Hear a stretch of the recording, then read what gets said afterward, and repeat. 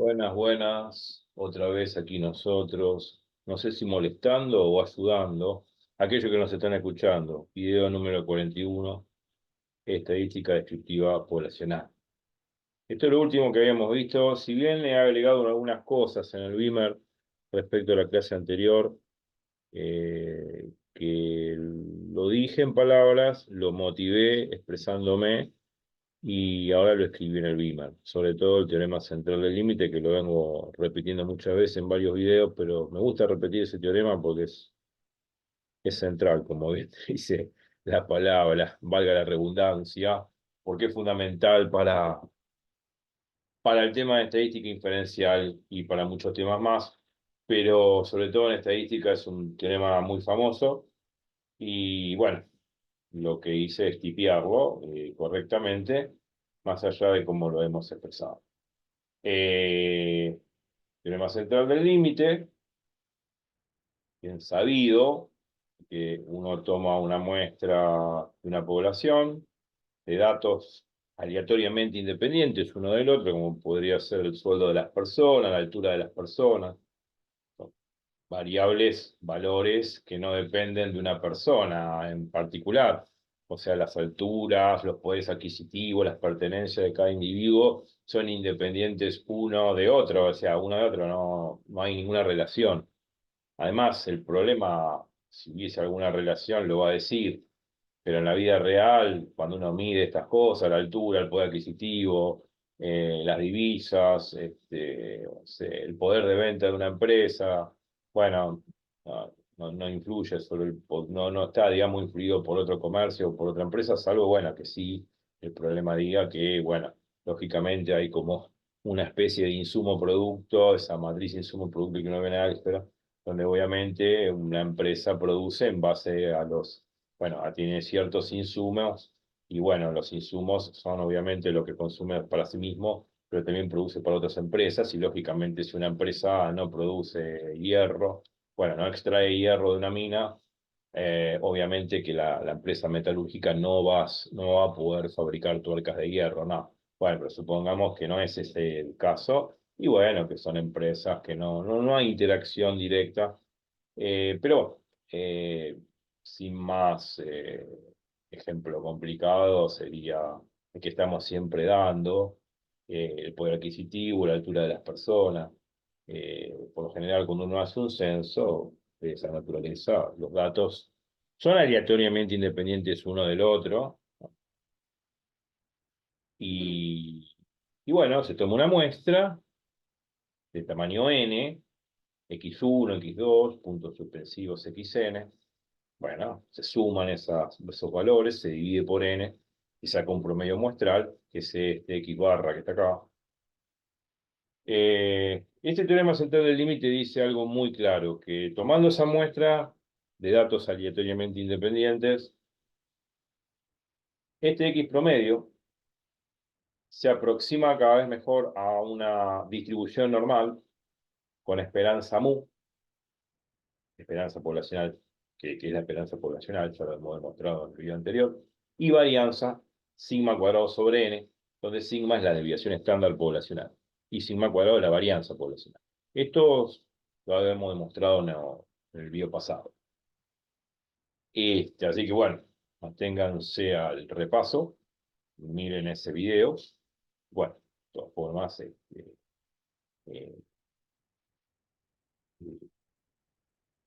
una vez que repasen, lógicamente me van a entender. Bueno, y obvio que se aproxima cada vez mayor, cada vez mejor a una distribución normal, cuanto más mayor sea el n. O sea, vuelta a repetir, ahora lo vamos a enunciar y poner en pantalla, se toma una muestra relativamente independiente de n datos aleatoriamente independientes. Cuanto mayor sea ese n de la muestra, muchos libros dice n tendiendo a infinito, el X promedio se aproxima como variable aleatoria a una distribución normal, con esperanza mu y varianza sigma cuadrado sobre n. Punto. Es eso lo que dice en pocas palabras. Ahora yo lo voy a presentar en el video porque lo escribí, lo puse, no estaba el otro día, pero es lo que estoy diciendo. Pero ahora directamente lo estampé en el cuadro que vamos a ver ahora. Pasando página, acá está. Estampé acá, puse acá, bueno, acá está todo lo que dije, está acá. Volver a repetir el tema central del límite, TSL, lo recuadré porque me pareció importante que aparezca acá, porque, bueno, muchas veces yo siempre digo que me escuchan, ¿no? No porque por ahí les agrade o no les agrade mi voz, pero la idea es los ejemplos que uno va dando cotidianamente a medida que uno va explicando el tema. Eh, entonces, bueno, se supone que todos los teoremas central del límite siempre de una población se rescatan n datos aleatoriamente independientes, que no dependan un dato del otro. Estos valores de X de la muestra no dependen uno del otro. Altura de las personas, poder adquisitivo de las personas. Este, bueno, supongamos N comercios que no dependen uno del otro, lógicamente. El kiosco no depende de la verdulería, ni la verdulería va a depender de la carnicería, supongamos, aleatoriamente independientes. Bueno, ¿cuánto vende cada uno? Bueno, no una muestra de N empresas que entran dentro de una matriz insumo-producto, no, porque ahí hay una interdependencia. Lo que produce una, es decir, una empresa puede recibir de eso que produce, puede utilizar una parte como insumo y parte lo vende a otra empresa. Bueno, eso tiene que ver con la matriz insumo-producto. Ahí hay una interdependencia entre empresas. No, no, ese ejemplo no, porque ya no serían independientes los datos. No, no. Estamos tomando ejemplos claros, concisos. N datos aleatoriamente independientes, ¿no? ¿No? La variable, que puede ser la altura, poder adquisitivo, el dinero que ingresa una persona, lo que sea, eh, que no dependa de otra persona, que todas las personas sean independientes, o de todos los objetos, X1, X2, hasta Xn, sean independientes uno del otro. Y cuando no dependen uno del otro, se dice que son aleatoriamente independientes. Y aleatoriamente viene de azar. O sea, el azar significa que uno lo toma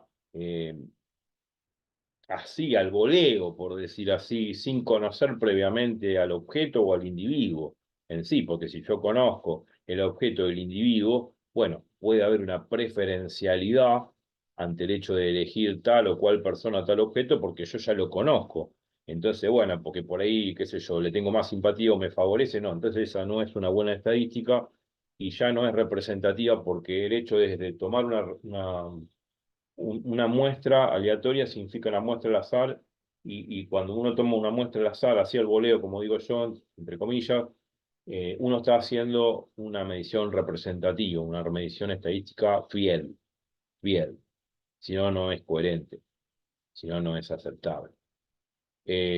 Bueno, hablando de la muestra, se un promedio, aproxima a una distribución normal, cuanto mayor sea el n. N tiende a infinito. Bueno, la muestra no va a ser infinita. A ver, digamos, hablemos sin tapujos. No, se pone en los libros N tiende a infinito, pues es un teorema matemático, pero más allá de la matemática existen el universo, la realidad. Y N tiende a infinito significa N tiende a la población. Bueno, la población es muy grande, 4 millones de objetos, 4 millones de personas. Bueno, yo tomo una muestra de N igual a 30, 40, 50, 100 personas o 100 objetos. Eso significa tomar un valor de N cada vez más grande. Cuanto mayor sea el grandor de la muestra, con esta esperanza del promedio, que es mu, que lo hemos demostrado en el video pasado, y la varianza del promedio, que es sigma cuadrado sobre n, donde sigma es la desviación estándar de la población, y mu la esperanza poblacional. Bueno, cuanto más grande sea el n crece y tiende a la población, ¿no? El promedio muestral, se aproxima muy bien como variable aleatoria a una distribución normal, que se pone así, como lo hemos visto en viejos videos de probabilidad y estadística, con una esperanza mu poblacional y una varianza sigma cuadrado sobre n. Este mu hace las veces de la esperanza de la variable aleatoria promedio muestral, que coincide, lo hemos demostrado en el video pasado, que es exactamente la misma esperanza poblacional, o sea, de toda la población, y la varianza muestral, o sea, la varianza de X barra, por decir así, del promedio muestral, es sigma cuadrado sobre n, donde sigma es la desviación estándar poblacional. y sigma cuadrado la varianza poblacional, obviamente. Bueno, cuanto más grande sea n, mejor aproxima una distribución normal. Y esto es un teorema maravilloso porque es fundamental para todo lo que tenga que ver con la estadística inferencial en sí y todos sus subtemas que vamos a ver a futuro, que tiene que ver con, por ejemplo, con estimadores, intervalo de confianza, dócima de hipótesis o test de hipótesis, bueno, hay un sinfín de cosas, pero bueno, es re útil. La demostración de este teorema no lo pienso hacer en este curso porque es extensa, uno la puede googlear, es muy matemático, creo que no viene al caso, pero es muy interesante saber la demostración. Quizás hago otro Beamer o otra clase específicamente para la gente exacta, este tipo de teorema.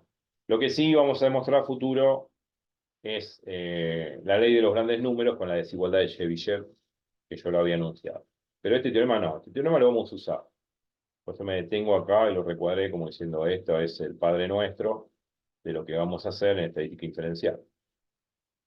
Bueno, a ver qué estudio trabajo. Acá, sí, la observación, decir n tiende a infinito es equivalente a decir n tiende a n, donde n es igual a la población. O sea, la población es, no sé, 40 millones de personas. Eso.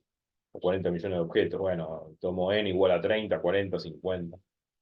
Esa es una muestra, ¿no?, que extraigo, ¿no?, de la población y con esa muestra yo lo que puedo hacer inferir, inducir, estimar lo que le pasa a la generalidad de la población, en promedio, o sea, sacar el promedio, digamos, el promedio muestral, que es un buen estimador del promedio poblacional que es mu, y sacar, obviamente, la desviación estándar muestral, que acá no la estoy presentando, eh, que sería un buen estimador de la varianza poblacional.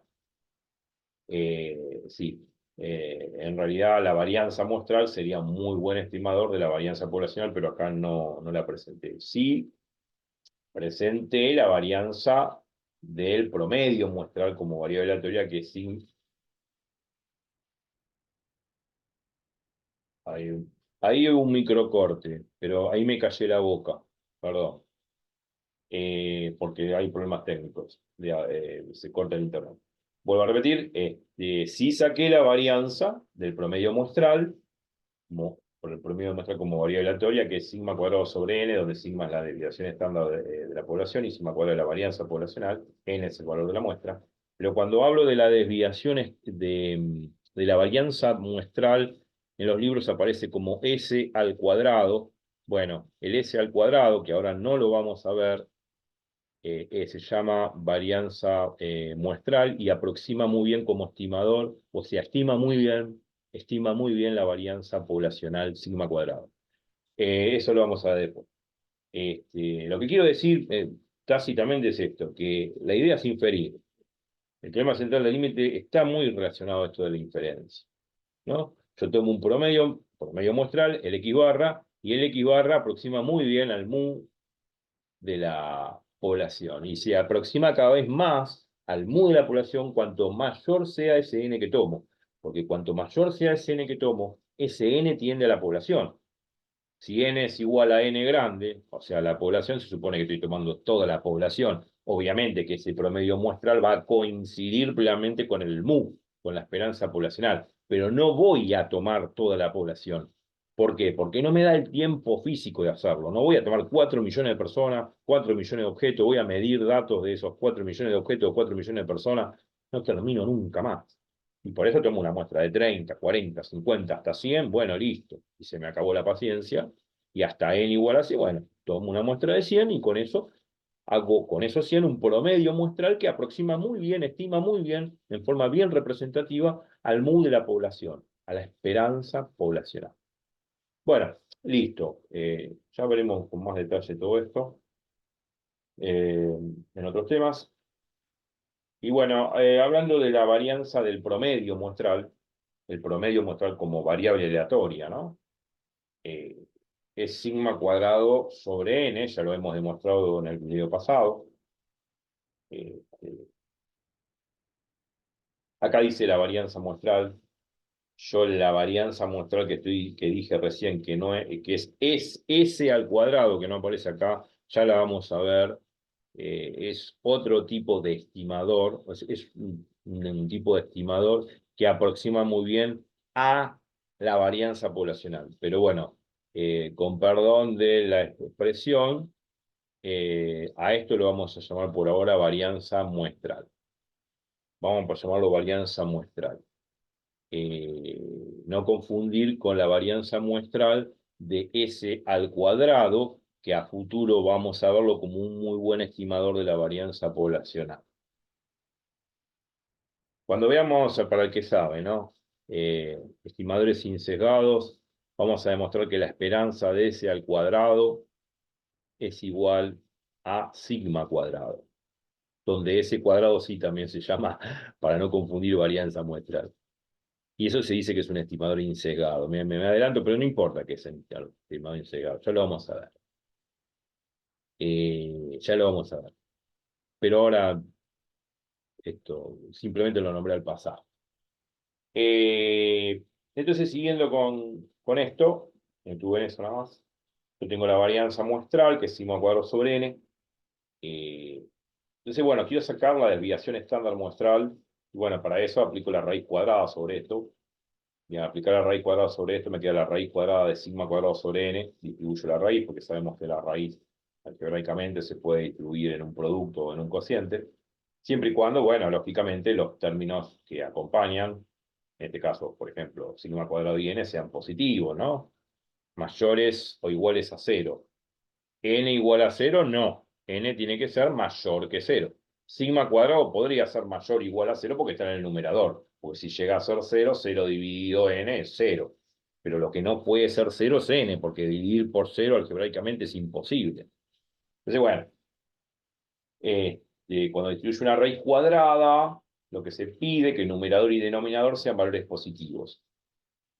Con la excepción de que el denominador tiene que ser distinto de cero, ¿no? O sea, que los dos sean mayores o iguales a cero, menos el n, menos el denominador, porque si el denominador se hace cero, vuelta a repetir, no se puede dividir por cero algebraicamente. Entonces, bueno, si se cumple esa condición, entonces se puede distribuir la raíz en cada uno de los términos, me queda la raíz cuadrada de sigma, raíz de n, me queda sigma sobre raíz de n. Esta expresión es muy conocida, en un libro de estadística, y esto interpreta lo que sería la desviación estándar muestral, con perdón de la palabra, para no confundir con el S, que sería la desviación estándar muestral en estimadores, y el S cuadrado también se llama de la misma forma como varianza muestral. Perdón por el nombre, pero a no confundir para aquellos que saben el tema, ¿no? Ya lo vamos a ver nosotros también. Bueno, lo llamo desviación estándar muestral, sigma sobre raíz de. Bueno, acá está. Listo, mucho, no hay que hablar. ¿Qué más hay acá? Bueno, cuanto mayor sea n, menor será la desviación estándar muestral.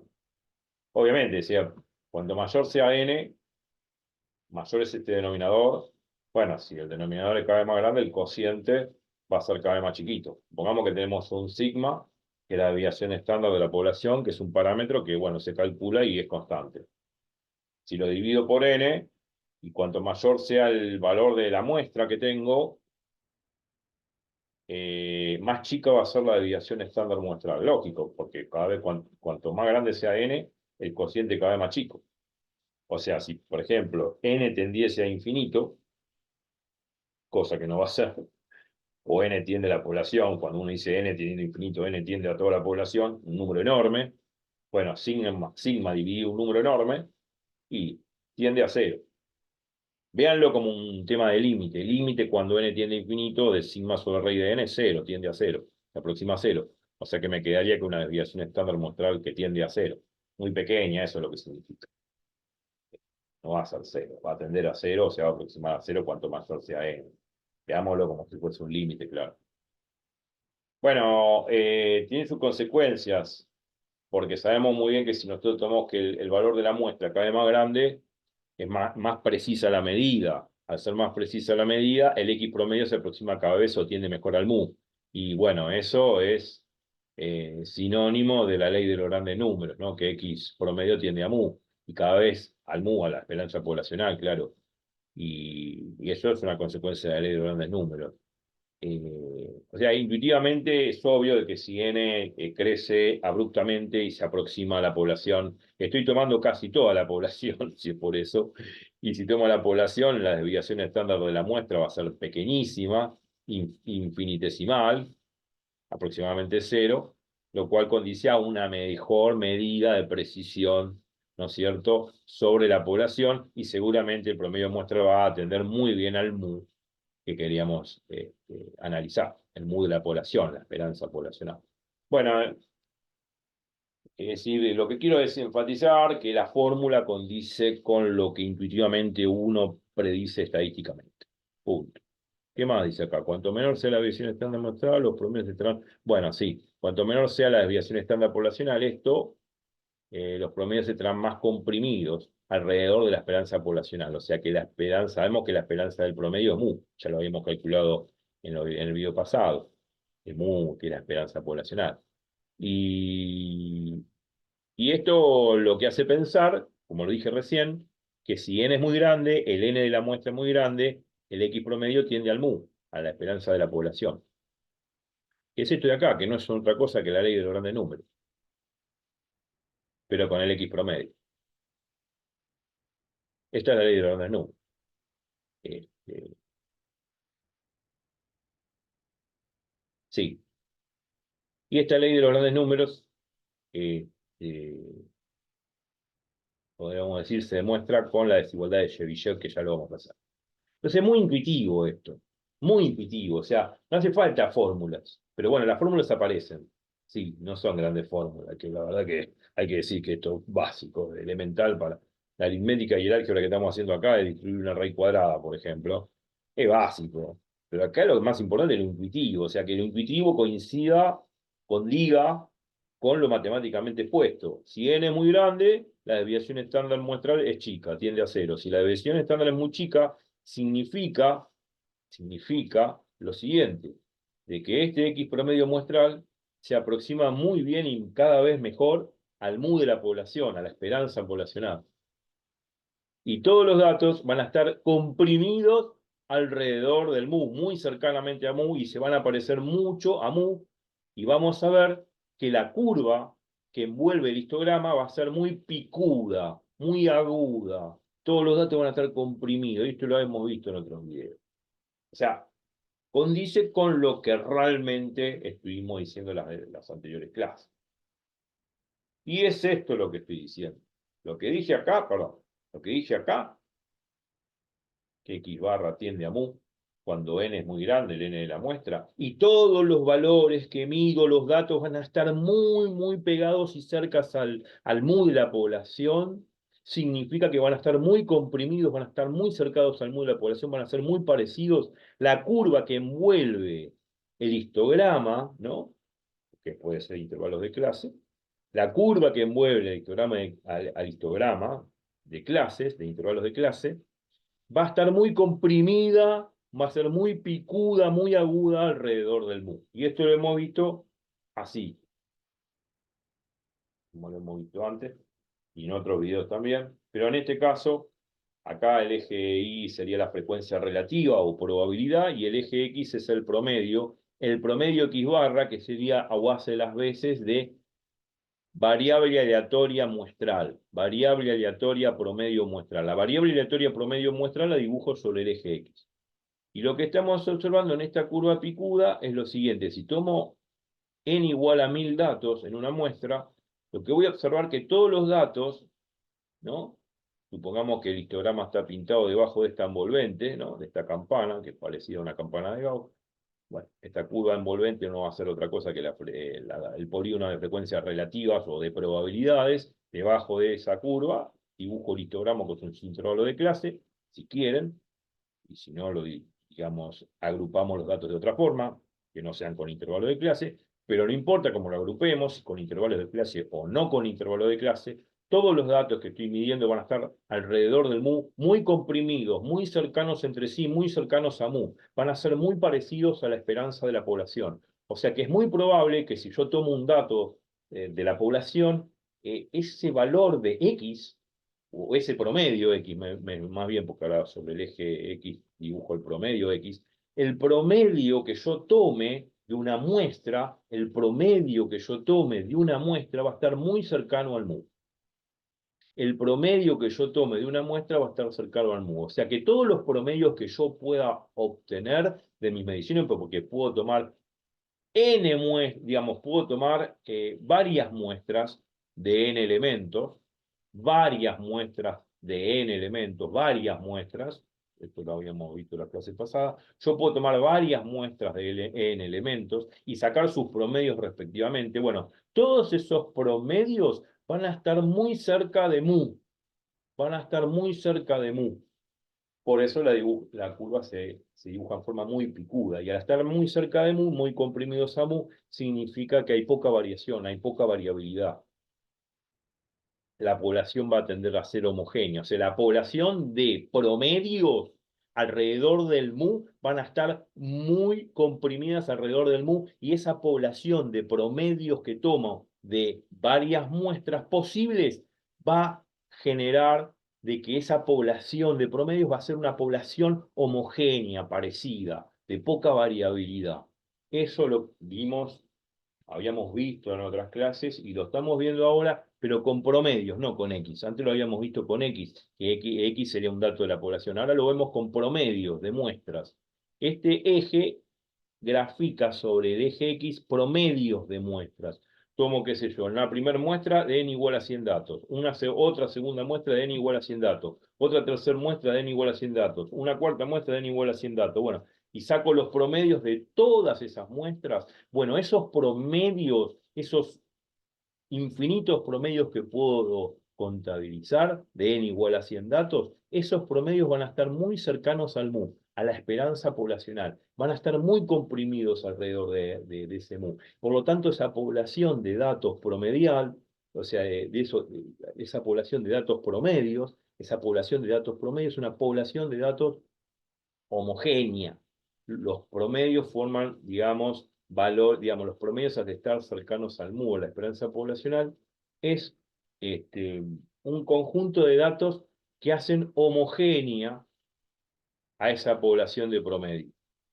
Esa población de promedio que estoy tomando es una población de datos de promedios homogéneos, parecidos al mu. En cambio, si veo todo lo contrario, por ejemplo en este último que tomo n igual a 30, acá la medición no va a ser tan precisa, porque, bueno, obviamente no es lo mismo tomar n igual a 1000 que n igual a 30. N igual a 30 son pocos datos. Bueno, si tomo pocos datos, bueno, lo que voy a observar es de que los X promedios de todas esas muestras, y se van a estar alejando un poco del promedio poblacional. Por lo tanto, esta curva está más relajada, esta campana está más relajada y hace que los datos estén más dispersos. O sea, los datos de los promedios estén más dispersos, más espaciados respecto del mu, que es la esperanza poblacional. Y se supone que si tomo n igual a 1000, es una muestra superior a n igual a 30. Y por lo tanto, si vamos acá atrás y reemplazamos acá n por 1000, obviamente este número va a ser mucho más chico, muchísimo más chico que si reemplazo n por 30. Por lo tanto, al ser más chico, si lo reemplazo n por 1000, este coeficiente, que es la desviación estándar muestral, va a ser más chico, va a estar más próximo a cero. Y al estar más próximo a cero, significa que la dispersión del X promedio respecto del mu poblacional va a ser pequeña. Y si es pequeña, significa que hay poca desviación. Al haber poca desviación estándar muestral, hay poca desviación de los promedios respecto del mu, que es la esperanza poblacional. Y por lo tanto, es que la población de datos va a ser homogénea, va a ser similar, va a estar muy concentrada mu, y la curva que yo voy a dibujar, que sería como el polígono de frecuencias relativas, que envuelve el histograma, va a ser muy picuda, muy concentrada alrededor de mu. En cambio, si n vale 30, bueno, reemplazo n por 30 acá, obviamente estoy reemplazando por un número menor en el denominador. Por lo tanto, la desviación estándar muestral va a ser mayor que si reemplazo por n igual a 1000. Al ser mayor, mayor es la desviación estándar muestral, mayor es la dispersión de datos, o sea, mayor se dispersan los X promedio respecto del mu, de la esperanza poblacional, y al estar más dispersos los X promedios que tomo de varias muestras, van a estar más dispersas respecto del mu. Y la curva va a estar más relajada, va a ser más mesética y no va a ser tan picuda.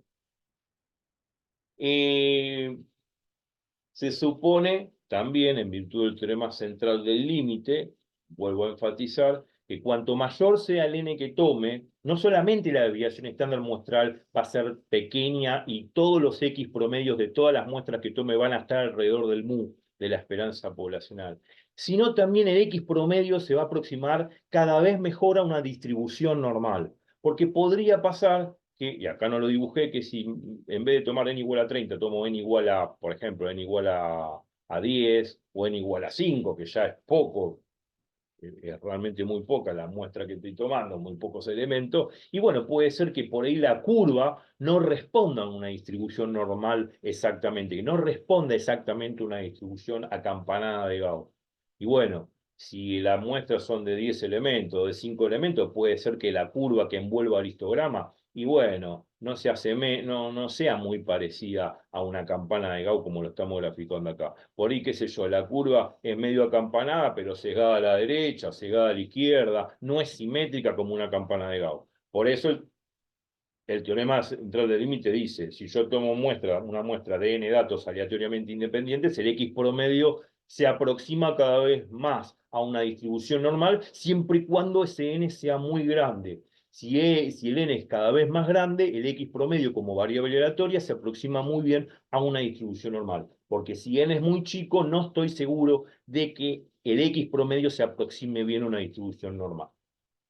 Esto es en virtud del teorema central del límite. Acá dibujé de n igual a 30 en adelante, para n mayor igual que 30, para n mayor igual que 30, bueno, las tres distribuciones responden a una distribución acampanada de Gauss, a una distribución normal.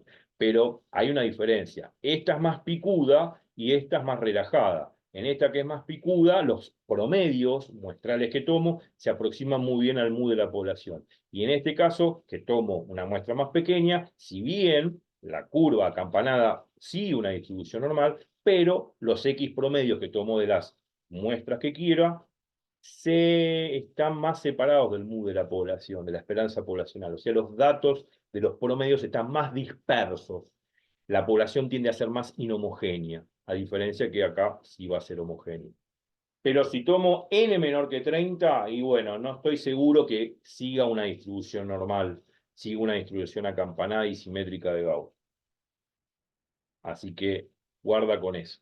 Por eso, por lo general, en los libros, en la bibliografía, se pide que n sea mayor o igual que 30 para que yo pueda aproximar el X promedio como variable aleatoria a una distribución normal que tenga como esperanza el mu de la población y como varianza sigma al cuadrado sobre n, donde sigma es la desviación estándar poblacional. Eso es en virtud del teorema central del límite.